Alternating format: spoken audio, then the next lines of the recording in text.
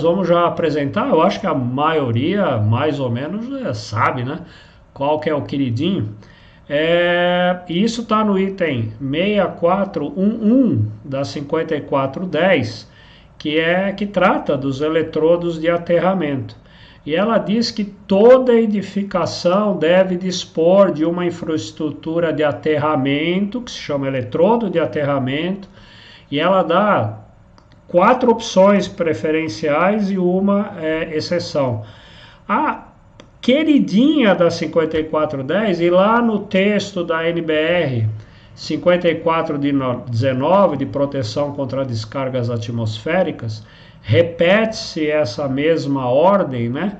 Então daí o queridinho das duas normas. Quem é? É o uso das próprias armaduras do concreto das fundações das edificações. Esse é o eletrodo queridinho. E o que eu vou mostrar hoje aqui, eu vou justificar, na verdade, logo em seguida, por que ele é bom, por que ele funciona como elemento condutor aí, o eletrodo de aterramento, e depois eu vou mostrar como calcula a resistência de aterramento de um eletrodo formado pelas próprias armaduras do concreto armado. É isso que nós vamos ver aqui, tá bom? Só para constar, né, em letrinhas menores aqui nesse slide, também pode ser usado, se não der para usar a armadura do concreto da fundação, também pode usar fitas, barras, cabos metálicos imersos lá no concreto da fundação. Pode ser usado malha metálica não imerso no concreto, mas lá embaixo no nível da fundação. E pode ser usado, então, no mínimo, um anel metálico enterrado, no mínimo, nesse caso, a 50 centímetros de profundidade, contornando o perímetro da edificação. E tem uma notinha nesse item 6411 da 5410 que diz: bom, se eu não posso usar e só quando eu não puder usar comprovadamente nenhuma das 4 anteriores, aí eu posso usar outras soluções, onde aqui a estrela da companhia são as famosas, né, hastes de aterramento. Mas isso só vale em reformas de instalações existentes, instalações temporárias, e tem algumas exceções onde isso se aplica. Mas isso é outro assunto, uma live de outro dia. Agora eu quero falar então do uso das armaduras do concreto das fundações. Vamos embora. Onde é que isso está na 5410? Bom, tá lá no 6411 que a gente viu, e lá aquele item chama a tabela 51. Na tabela 51 da norma, ela dá para a gente os materiais que podem compor o eletrodo de aterramento, aquela parte em contato com o solo. E logo de cara, o primeiro grupo de materiais é aço, que no caso é a armadura, né, do concreto da fundação. E aí ela dá para aço algumas formas.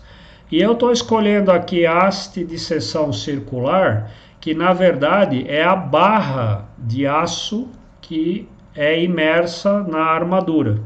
Então aqui na verdade a gente precisaria dar até uma corrigidinha lá na 5410 para trocar esse termo haste por barra, né, de seção circular. E a norma daqui, ela arrisca umas dimensões mínimas, e no caso para a barra, né, de aço que compõe o concreto armado, ela diz que é uma dimensão, um diâmetro mínimo de 15 milímetros. Eu só quero chamar a atenção aqui para o título da tabela 51, onde está escrito aqui em cima, que essas são as dimensões mínimas. Olha o detalhe aqui, a minúcia. São as dimensões mínimas do ponto de vista de corrosão dos materiais e da resistência mecânica. Então isso aqui, essa tabela 51, ela não tem nada a ver com a parte elétrica, com condução de corrente, com nada disso. Essas dimensões são pensando em que, como esses materiais são para o eletrodo de aterramento, E o eletrodo de aterramento é o cara que fica lá em contato com o solo, né? Então ela está pensando, e contato com o solo, duas variáveis importantes, duas influências externas importantes para alguma coisa, qualquer coisa de elétrica que fique enterrada. Uma é corrosão e a outra é resistência mecânica, vai estar lá no chão ali, enfim, precisa ter uma resistência, pode ser fraquinho, né, esse bagulho aí. Então, só que tem um detalhe, no caso aqui ela deu para o aço um diâmetro mínimo de 15, imaginando que o aço esteja diretamente em contato com o solo, que no caso do eletrodo de aterramento que nós estamos tratando aqui, que é aquele imerso, né, no concreto que forma a fundação, então é o aço da armadura do concreto, por isso que chama concreto armado, né, ele é armado pelo aço que tem lá dentro. Esse aço ele não está em contato com o chão, com a terra. O aço fica mergulhado no concreto.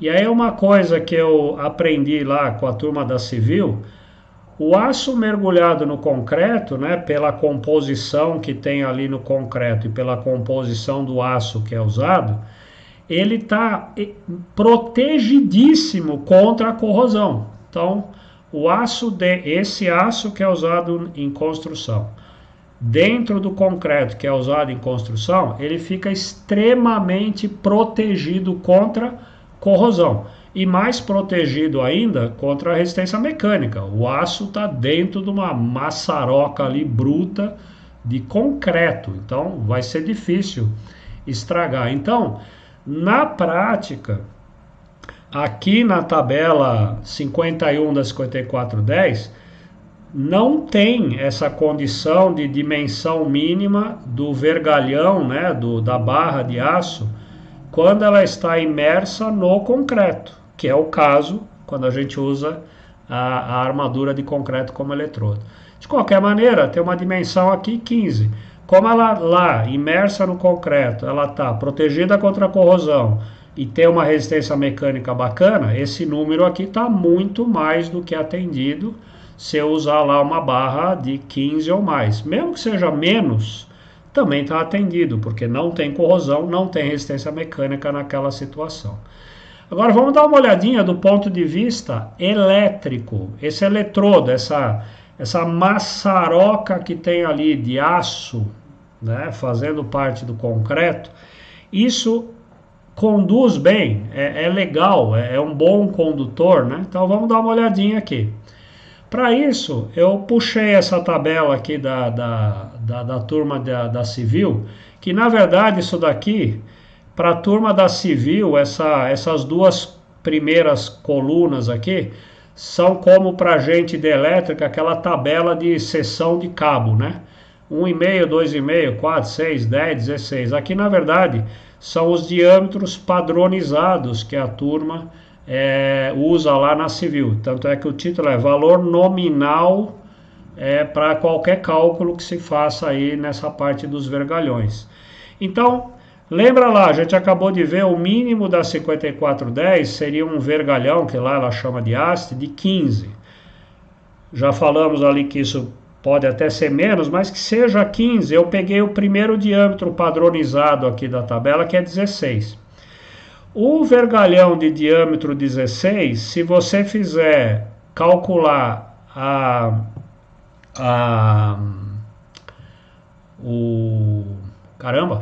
se você calcular a área dele, né? A área dele dá... aqui é direto, não é como na elétrica, lá a seção de cabo, que a seção nominal do cabo não tem nada a ver com a área geométrica. Aqui tem a ver, é direto. Então, para um círculo de diâmetro 16, a área 16, no caso aqui é milímetros, a área dele, π vezes diâmetro ao quadrado sobre 4, dá aproximadamente 2 centímetros quadrados. Logo, essa tabela aqui é número de barras, né, que eu teria na fundação, por exemplo. Então, se eu tiver 10 barras, cada uma é 2, eu tenho 20 Aqui está em centímetro quadrado. Então, cada uma é 2 centímetros quadrados, 10 barras, 20 centímetros quadrados. 20 centímetros quadrados são 2.000 milímetros quadrados de seção de aço. Bom, aproximadamente, depende um pouco da têmpera do aço, disso, daquilo, não sei o que, mas assim, um pelo outro, né? Aproximadamente a resistividade elétrica do aço é 10 vezes maior que a do cobre. Aproximadamente. Pouquinho mais, pouquinho menos, mas vamos usar 10, porque você vai ver que não importa aqui para o que eu quero desenvolver se é 10, é 9 ou é 11. Vamos supor que seja 10, então. 2.000 milímetros quadrados de aço dá aproximadamente uma seção equivalente de 200 milímetros quadrados de um condutor de cobre. Isso se eu tiver lá na armadura só 10 vergalhões. Mas eu não tenho só 10 vergalhões numa armadura. Dependendo da área dessa armadura, eu tenho, entre aspas aqui, infinitas barras, infinitos vergalhões. Então, se eu tenho infinitos vergalhões, a seção condutora elétrica equivalente em cobre disso é gigantesca. Nós vamos estar falando aí de alguns milhares de milímetros quadrados de cobre equivalente. Milhares de aço e milhares equivalentes de cobre. Então, isso é para mostrar para você o seguinte: a quantidade de condutor elétrico que é essa ferragem que eu tenho na armadura é uma coisa absurda. É absurda. Não querendo falar mal de ninguém, mas compara isso, né, com o que teria em termos de área, né, de seção de cobre com uma hastezinha enterrada. Então já começa a perceber um pouquinho por que esse é o queridinho da 5410. Isso daqui funciona, é um plano infinito de condutor que eu tenho ali em contato com o chão. É muito material condutor ali que eu tenho dentro do concreto, formando esse eletrodo de aterramento. Então, está justificada a parte, eu tenho ali seção suficiente de condutor elétrico para compor esse eletrodo de aterramento, para conduzir, por exemplo, uma corrente de curto fase terra. Cara, se não tem aqui, eu não sei onde é que vai ter, né? É muita seção elétrica nesse caso. E agora, um detalhezinho antes de calcular a resistência de aterramento desse eletrodo, né? Eu queria só falar, porque isso é uma pergunta que surge várias vezes. Tem aqui o detalhezinho na figura, né? Eu circulei em amarelinho aqui em alguns casos. O pessoal da Civil faz uma amarração, né, com uns aramezinhos, pega um arame, que nem a gente faz com aqueles araminhos de embalagem de pão ali, de bolo, né? O pessoal da Civil vai, pega um araminho e junta uma barrinha na outra, nos pontos ali que o manual da turma de armar laje, armar fundação manda fazer. Então eles vão armando. Aí com isso a gente consegue então estabelecer o contato elétrico entre essa montanha de barra de aço que eu tenho aí. Isso vai dando a continuidade elétrica. Pergunta: esse araminho que os caras fazem lá, normalmente já fazem na Civil, é suficiente para garantir a continuidade elétrica do eletrodo? A resposta está no 64119 da 5410, onde eu assinalei em vermelho aqui, que diz aqui: as interligações naturalmente existentes entre os elementos que é o naturalmente? A turma da Civil já faz isso para a gente, ok? A Civil já faz isso para a gente. Então, essas interligações naturais são suficientes para se obter um eletrodo de aterramento com características elétricas adequadas, sendo dispensável qualquer medida suplementar. Nem pense em fazer mais nada, nada de soldar, nada de pôr um conector, esquece, cara. As 5 voltinhas que o cara dá lá com o araminho, já resolveu. Sou eu que estou falando isso? Não, é a norma. E a norma está falando isso baseado em quê? Baseado que os primeiros eletrodos de aterramento feitos desse tipo, eles são mais ou menos da década de 1940. Os primeiros eletrodos usando a armadura do concreto surgiram meio que simultaneamente nos Estados Unidos e na Europa na Segunda Guerra Mundial, na época da Segunda Guerra Mundial. E desde lá, isso é usado lá, isso é padrão. Na NBR 5410 alemã, que é a VDE 0100, se eu não estou enganado, ali não tem eletrodo de aterramento preferencial como a 5410 com 4 alternativas. É obrigatório esse aqui.